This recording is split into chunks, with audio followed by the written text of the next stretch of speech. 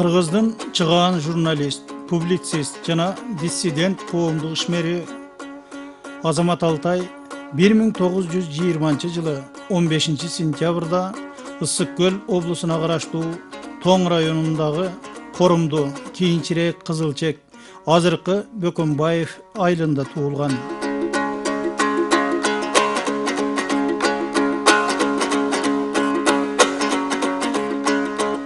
Кыргыздын оң канатындагы Бугур уусунун Кыдык уругунун борукчу тобун түзгөн 4 уулдун кенжеси Асан тукумунан Теке уулу Кожомберди ата. Бала күнүнөн маңдай тери менен жан багуу үчүн жалчылыкка баш байлаган Кожомберди атанын зарыгып көргөн жалгыз уулу биздин бүгүнкү каарманыбыз Азамат Алтай.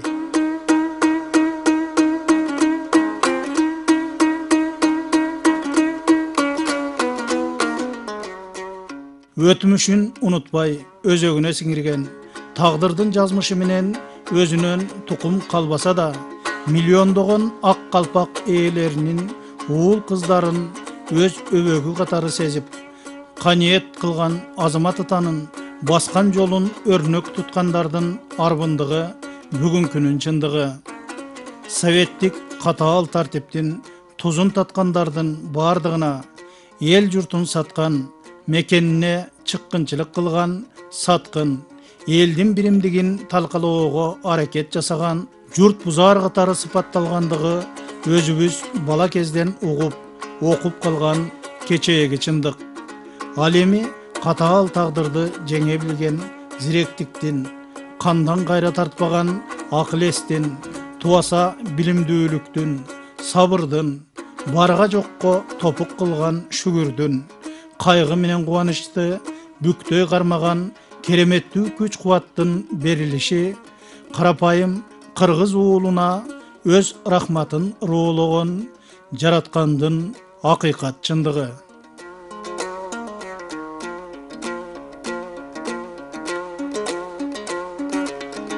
Чалкешкен замандын капшабында оор тагдыр сыноосуна туш болгон ата-энесинин өмүр таржымалын укканын уккандай, көргөнүн көргөндөй, эч кандай жасалма боексуз кийинки муундардын көз алдына тартканы Кудай берген Кожомберди уулунун өткөн менен келечекке көпүрө болгон акыйкатчыл адеп насихаты.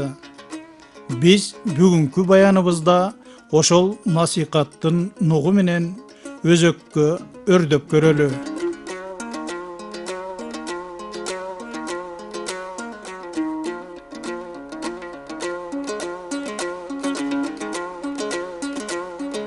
Теке уулу Кожомберди атанын карыган ата-энесин, карындашы калдыкты ээрчитип, 1916 жылдагы кандуу капсалаңдан жан аргасы кылып Кытай багытына жер оодаруусу. Карыган ата-эненин эмне болсо ошол болсун, уулум, сөөгүбүздү Ысык Көлгө жеткирип, кыргыз жерине көмгүн деген армандуу аманаты. Аларды аман жеткирүү үчүн аргасыздан бир тууган карындашы калдыктын бир кадак буудайга сатылышы, жол азабынан кыргыз чегине жетпей атасынын музарт белинде көз жумушу, атасынын жансыз денесин артынып ала тоого алып келип жашырышы, энесинин да абышкасын ээрчип көл жээгине жетпей адүйнөгө аттанышы. Ата-энеден айрылган Кожомбердинин жаңы жашоосу, согончогу канабай байынан ажырашкан Кантике энеге жуучу жөнөтүп баш кошушу. 1 жыл 8 айдан кийин 1920 жылы күз ортосунда Абду Мурза, Мудуң, Кудай берген деген 3 аттын ээси болгон кадимки Азамат Алтай төрөлүп, аны ээрчип удаалаш 7 кыздын келиши. 1930 жылдары 5 кыз Кызылча дартынын айынан катары менен каза болуп, андан кийинки 1930 1932 жылдары туулган 2 кыздын кенжеси Күлшара жарык дүйнөгө келгенден 7 күндөн кийин Kantike enенин кайтыш болгону назар салган адамга тасмадай тартылып, кадимки эл оозундагы эпикалык дастан угуп жаткандай туюлат.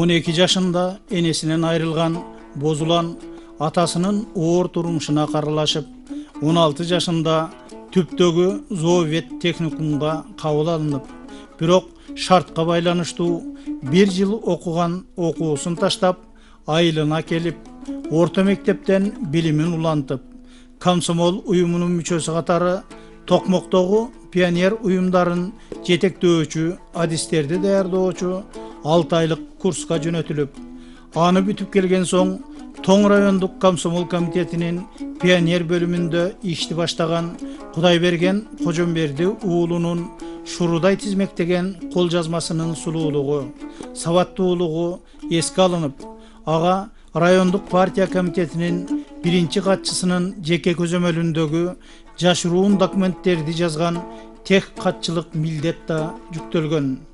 Реалдуу жашоонун сүрөтүн жымсылдабай жеткирүүгө ынтызар болгон миңдеген чыгармачыл инсандардын устаты эсептелген болочоктогу Азамат Алтайдын 1936 жылы Кызыл Кыргызстан гезитине китептердин дайыны жок деген алгачкы макаласы жарык көрүп, чыгармачылык тушоосу кесилсе, саясий ишмердигинин пайдубалы советтик бийликтин карапайым калк биле бербеген ар кандай тагдырлардын кесирлүү жүгүн артынган жашыруун документтерди ирээттеп, көчүрүп жазуу, кагаздагы кайгылуу тагдыр коңгуроосуна аралашуу менен түптөлгөн.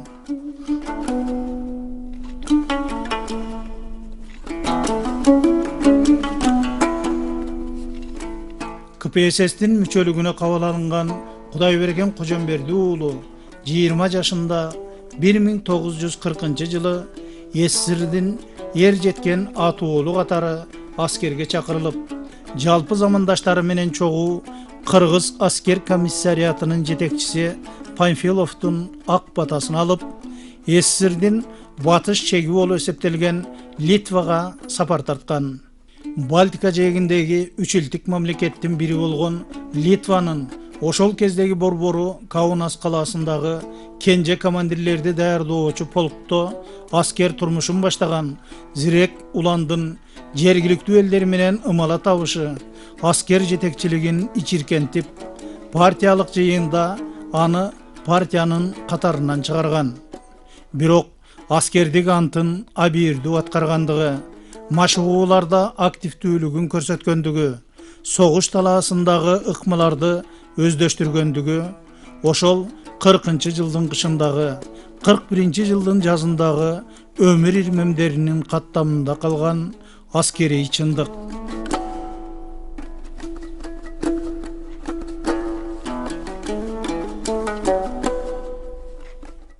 1941 жылы Улуу Ата мекендик согуштун башталышындагы советтик армиядагы даярдыктын начардыгынан артка сүрүлүп, Кудайберген Кожомберди уулунун согуш талаасындагы жоокерчилик тагдыры Каунастан башталып, Великие Луки шаарынын жанынан туткунга түшүү менен аяктаган.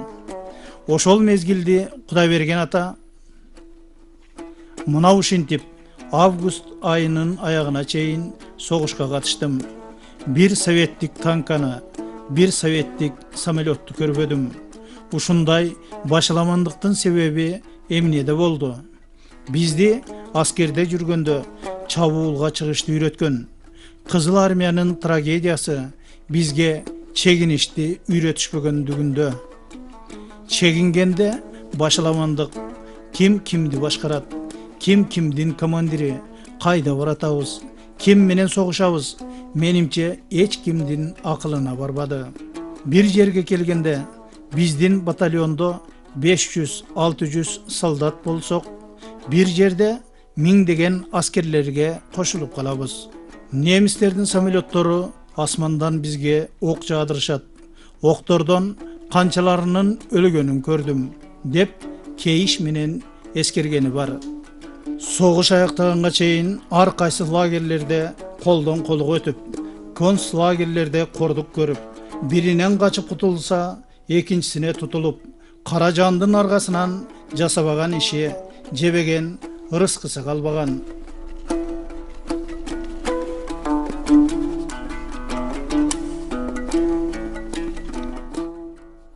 Bir 1945 жылы Батыш ынтымагынын аскерлери тарабынан боштондукка чыгарылып, Батыш Европада туруп калган деген кыска сөздүн тутумунда эмнелер жаткандыгын, Түркстан легионунда кызмат кылган деген жоромол да чындыкка коошпогонун, жеңиш сыймыгына дел өрүгөндөр фашисттердин кордугунан араң кутулган миңдеген өз адамдарга жасаган кара өзгөй мамилелерин, азаттык менен демократиянын жарчысы деген 2010 жылы Азамат Алтайдын 90 жылдыгынын урматына чыгарылган эскерүүлөр топтомун окуп чыккандар толук түшүнөр.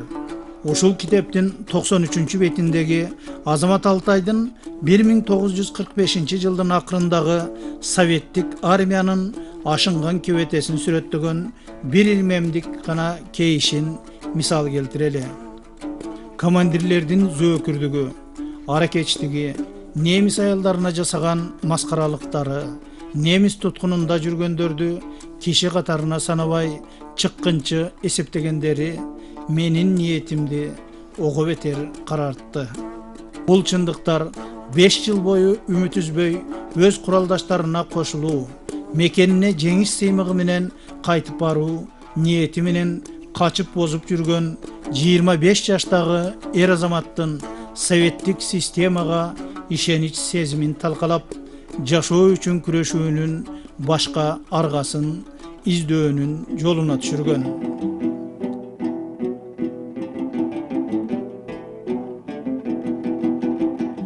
Ал 1940 жылдардын аягында Батыш Европада жашап калган Борбор Азиялык бозгундардын Түрк эли уюмунун ишмердигине активдүү катышкан. Бул уюм Борбор Азиядагы советтик жумурияттардын көз карандысыздыгы, өз келечегин өзү аныктоо укугу, демократиялык болочок үчүн күрөшүү максатын көздөгөн. Ошол жылдары Мюнхенде кыргыз, казак, орус, өзбек, түркмөн тилинде чыккан Түрк эли журналына кыргыздардын тарыхы, маданияты, советтик бийликтен запкы жеген кыргыз жазуучу илимпоздору жөнүндө макалаларды жазып турган. Батышта бозгунчулукта өмүр сүрүүгө аргасыз болгон белгилүү орусиялык диссидент Александр Керенский, окмуштуу Александр Бенниксен, чыгыш таануучу Ханс Бензинг жана башка интеллектуалдар менен тыгыз байланышып турган.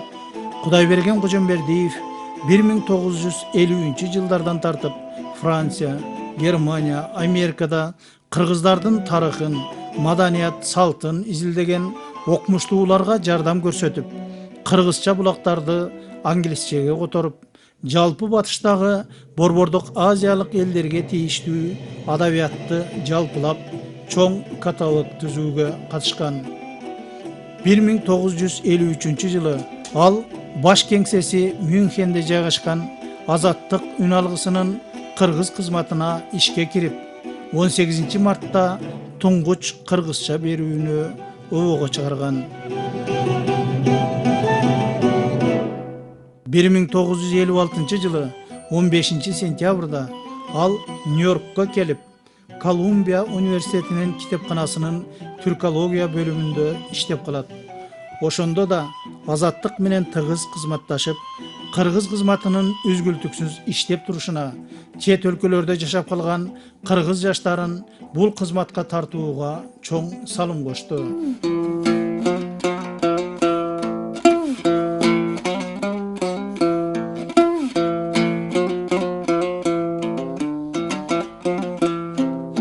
Bir 1961 жылы ал АКШнын паспортун алып жатканда Азамат Алтай деген ысымды алган.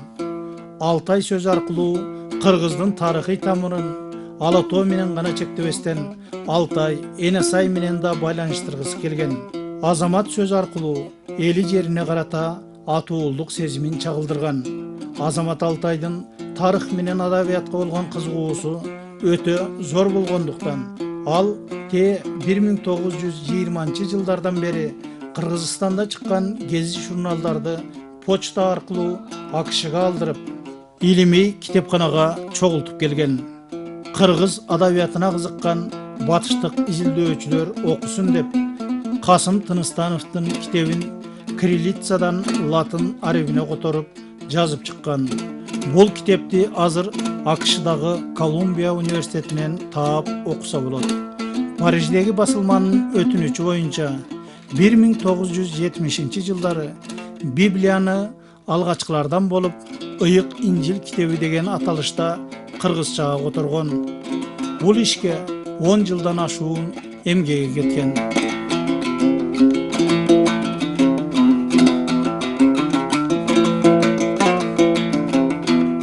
Совет дорунда азаттык уйналгысы өз берүүлөрү менен бүт дүйнө жүзүнө тараган кыргыз тилиндеги көзгө басар объективдүү маалымат каражаты болгонун эске алсак, Азамат Алтайдын кыргыз кызматынын кабарчысы жана директори катары кошкон салымы залкар баага арзыйт. Ал 1970-жылдардын соңунда ал кездеги азаттыктын директори Төлөмүш Жакып уулунун чакыруусу менен Нью-Йорктон Мюнхенге кайра кайтып келип, оболук кызматкер, андан соң Төлөмүш Жакып уулу оорусуна байланыштуу ардактуу эс алууга чыкканда азаттыктын директори кызматын 1984-88 жылдары аркалаган. 1989 жылы өзү да ардактуу эс алууга кетип, ордуна өзү телчиктирген шакирти Аким Өзгөн директор болуп калган. Андан кийин профессор Чарльз Карлсон, профессор Тынчтыкбек Чоротегин азаттык үн алгысын жетектеп келишти. 2010 жылдын 1-октябрынан бери бул кызматты Венера Сагындык кызы Жуматаева жетектеп келет. Азамат Алтай 1989 жылдан өмүрүнүн соңуна чейин АКШнын Нью-Йорк шаарында байрылады.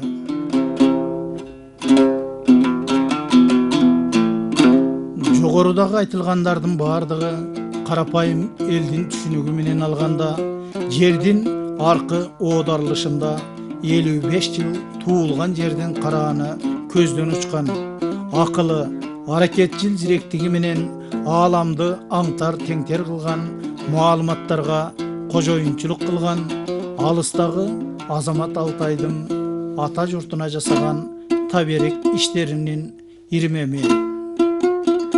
Үйүрүн сагынбас тулпар, туурун сагынбас шумкар болбой тургандыгы тууралуу элибизде эзелтен айтыла келген улуу чындык бар.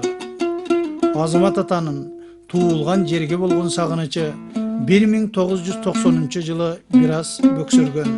Себеби эгемендүүлүктүн шарапаты менен бир тууган карындаштары Каргадай менен Күлшараны, жээни Тойчубекти Америкага конокко чакырат. 1930 жылы төрөлгөн Каргадай кен соолугуна байланыштуу бара албаган соң анын ордуна тагдыр буйругу менен бир нече жыл таекесин аспиеттеп кароо сыймыгы жүктөлгөн Гүлнарага баруу насиби туш келген. 52 жылдан кийин жолугушкан бир тууганын балдары менен Америкада 52 күн коноктоп сагыныч тараткан. Ошол мезгил тууралуу бул күндөр мени бактылуулардын катарына кошкондой болду деп Азамат атанын каниет кылганы бар.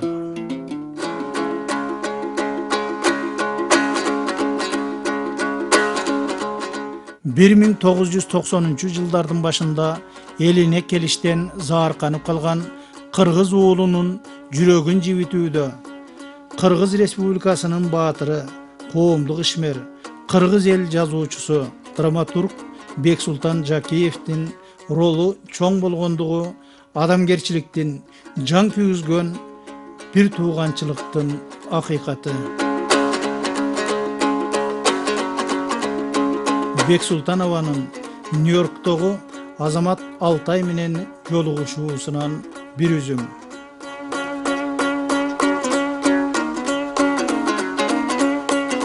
Anan Karagul Botom baştalgan uğuldu. 60-жылдары Aşralı Aytaliyev adep ırdap çıkkan, ötö tasirli, dene boydu titretken mıқты variantın jazdırıp bargam. Bayatan beri unçukpay jaşın kuyultkan Azamat Altay emi karman albay kaldı okşoyt. Men vannadan çıkkanda Karagul Botom dep buğuluğa bir unçuğu aldı da eçkirip koyuverdi. Beksultan, sen meni atayın bozdotkonu uşunu alıp geldin mi? Menin da muğunum boşop ketti, birok karmandım. Çakırganга gömbödüңüz, el жерге barıp çer жазышты kağalabasanız, köz jaş dögüp çerin жазsın dep atay alıp gelgem bulardı dedim tolkundana. Daroo жооп болгон жок. Murda men bul kişinin sırın, kıyal joruğun bilbesem, azırkıday aytarın aytıp alıp, emye değer eken degen oydo seslenip durdum. Rahmat. Azamat Altay köptön keyin iğnen tına akırın ulutungansıdı. Boyun toktotuşka alı jetpey jaş balaça şoloktadı. Saniye jenge külümsüröp maga kolun sundu. Daima uşu jenge dale külümsüröp akırın sıpa sılık süylödü. Küyösün azan çakırıp koygon at menen atayt eken. Kuday bergen uşintip birdemesin koyup koyot dele ыйлай берет. Elge barıp bugun çıgarıp alsa bolot ele. Barıp gel dep kança ayttım. Kağalasan kelibey elingde kalıp kal degen da kündörüm boldu. Kömböйт. Barsın siz ayttınız tiliniz dalat. Jengenin közdörü köz ayneginin içinen jalı oğurganday jaldırap durdu. Aytkam dedim men. Kat жазып çakırgam bolboy koygon. Men selerge barıp köz jaşımdı oğup eter köldötüştü kalıbayım. Azamat Altay ıydan soğuluğa başlasa da tasirinden taza kutula albaganday sözün tap kes ayttı. Sebep dedim men. Silerdin jamanca şoonu, ısık göldün soğulgonun, tongonun körböy ölgönüm jakşı dedi. Azamat Altay dale boyun toktot albay.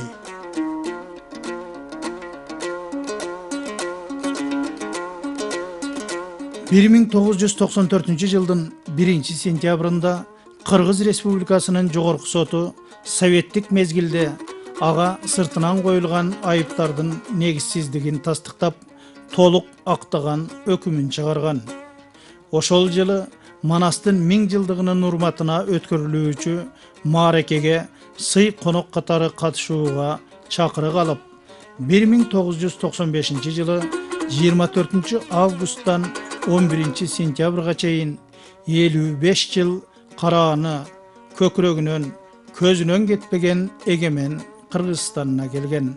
Азамат атага улан кезинде урмат менен узаган мекенине акыл токтоткон кадырлуу аксакал катары сыйы менен келишинен өткөн кубаныч жок эле. Анын 55 жылдан кийинки туулган жерине кадам коюусу тууралуу эскерүүсүнөн 2-3 ирмемди кошо кетпесек сөз кадыры кетер.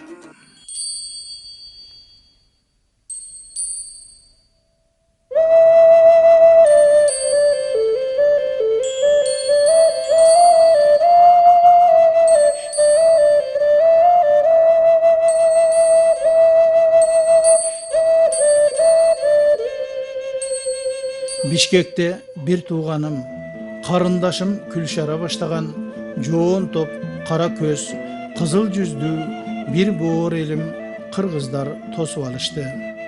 Канчалык кайратымды жыйып жашабайын десем да, ал эркиме баш ийчүбө. Көзүмдөн жаш коюлду. 55 жылдык өктөөсү көп ömrümdü içime жыйнап келген бугумду, эли жериме болгон сагырыч көксөөмдү көз жашымдан чыгарып алдым.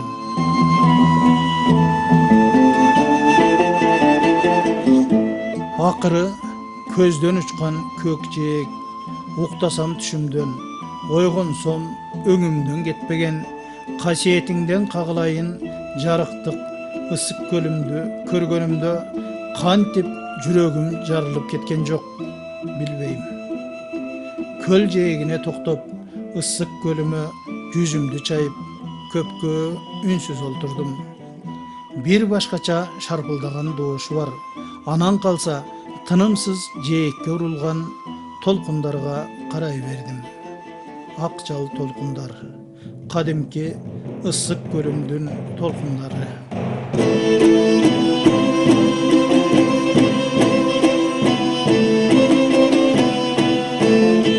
Анан мындай ойго баттым. Көрсө толкундар жээкте жоголбойт экен. Ооба, жоголбойт тура. Толкундар толкунга учкашып, жээкте көркүнө көрк кошоорун көрдүм.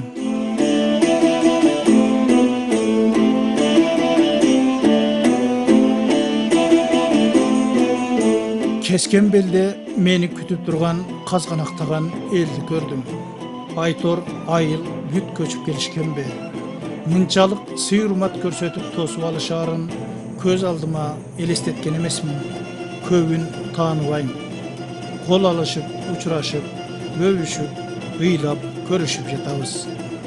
Ошол жоон топ бир тургандарымдын арасынан менин жатындаш инимдей болуп калган Жолдош Жусаевди көрдүм. Эт жүрөгүм эзилип кетти. Мен ага, ал мага кучак жайдык. Акыры киндик каным таап, балалыгым калган айылыма келдим. Кыргыз элимдин кең пейилине, алардын сыйына балкып, чалкып турдум.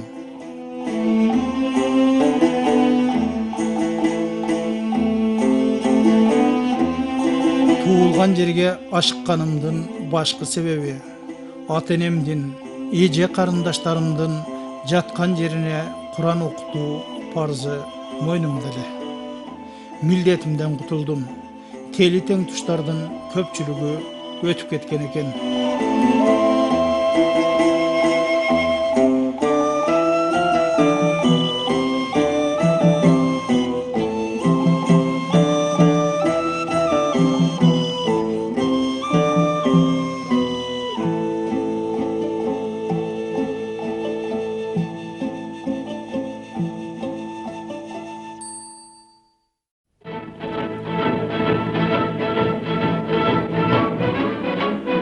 Күндөсү Жолдош жана башка туугандарым, Күлшаранын балдары, каргыдай карындашымдан калган жээндерим менен сыртка чыгып, Бөкөнбаевден атамдын көз өткөнчө ушул жолдор менен нечен рейт баскан издерин издеп, бир аз сейил курдук.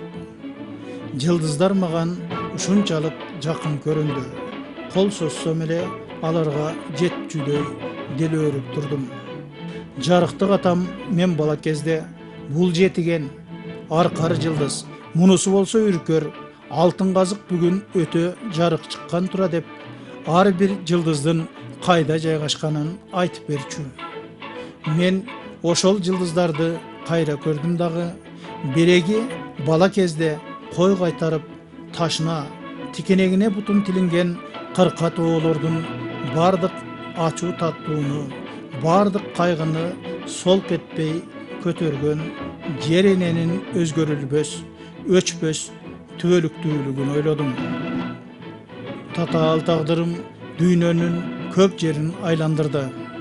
Бирок корумду жайлоосундай ажайып, керемет жерди эч жерден кезиктирбедим. Тулаң чөбү, шараккан тунук суусу, канчалык кере жутсам дагы эч моокумун камбаган сан байлыкка алмашкыс таза басы кантип жүрөгүмдү тилбесин, анан кантип аны карегиме батырбайын.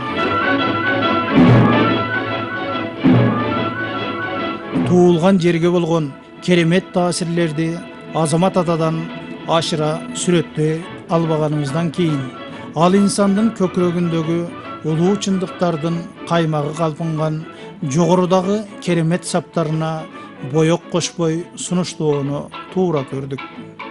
Bolgonu alıstan gelgen uğulun sagıngan Alatoğusu kuchagın jayıp eli jurtu Azamat Ata kaysıl jerge barbaсын uluu urmat menen sый көрсөткөндүгүn koşunçalıobuz parız.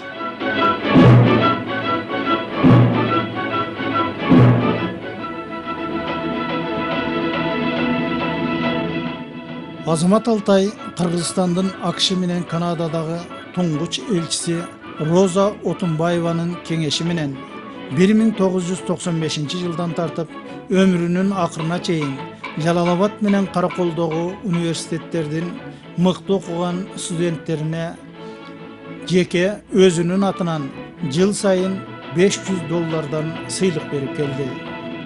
1950 yıllardan beri Kırgızdın tarıхы, madaniyatı, adabiyatı boyunca çoğultkan arşivinin bir bölügün 1995 yılı Jalalabad Üniversitetine tartılap, oşonun negizinde al üniversitette Azamat Altay'dın burçu açılıp, andağı studentler akıl azığına egedir boluşkan.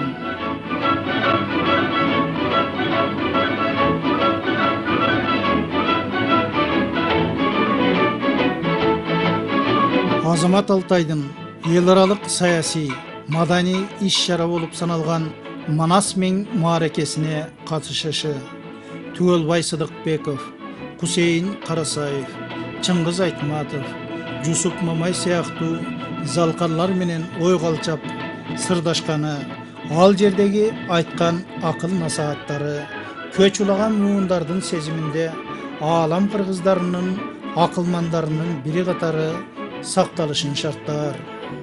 Alemi kavulan Manas aşına oңguluu jurtка uyutku bolgon, karangıda köz, kıstalışta söz tapkan, kıyınçılıkta akıl kalçap, karalaman jurt eelerin jakşılıkka jetelegen Koşoy, Bakayday aksakallardın önör altlarının bardığının çoğuluşu tek kana dal kelүүчүлүк emes, Kırgız tarıхындагы kaytılangыс irmem katarı kança bir kılımdar ötkөндөн keyin da aytıla jürör tarıx sığmığı. 1995 yılı uluu urmattуу konok katarı ata mekenine kadam koyup, bardık kaygı kasretten, köküröktөгү sagыныч öküttön kutulgan Azamat Atanın jaratkandын buyruğu menen uşunça jıl çet elde tirичилик ötkörüp, sый menen uzagan mekenine sıyı menen kelgendin özündö balkim adamzattın aklı jete berбеген jaratkandын табышмагы bardır.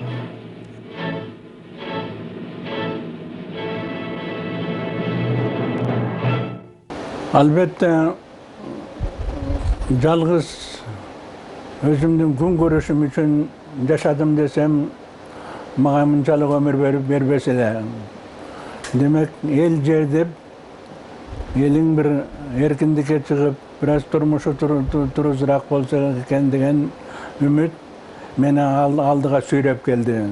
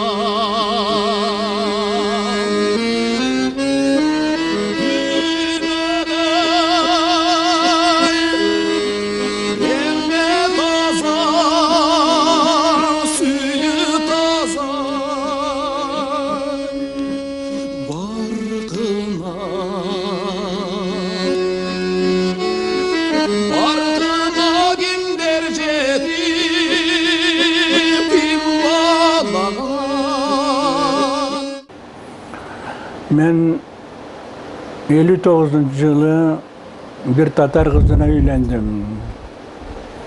Hazır ayalım oğurup, karılar uyunca yaşavatat. Akılını jogotup koydum. Kırgızstandaki oğur turmuşka men razı olurdum. Biroq adamkirçilik menen oğru ayalımdı taştap, bir jaka kete albayım.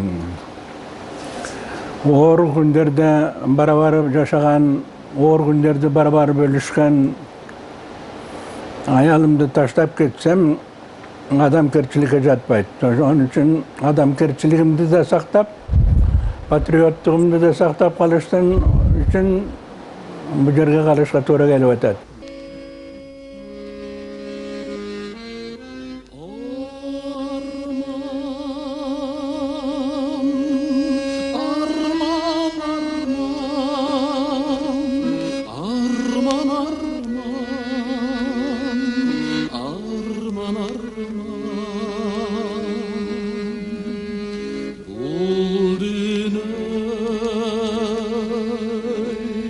Kimden ötüp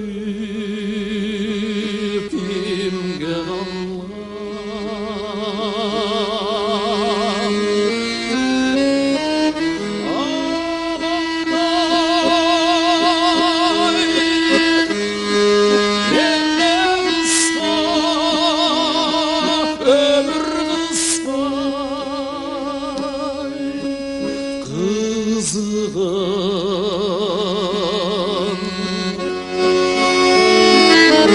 Kızını bir görseydi koldan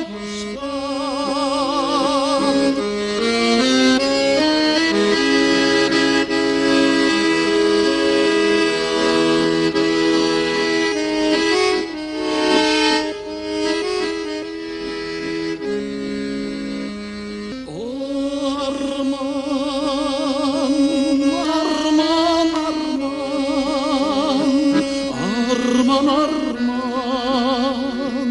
arman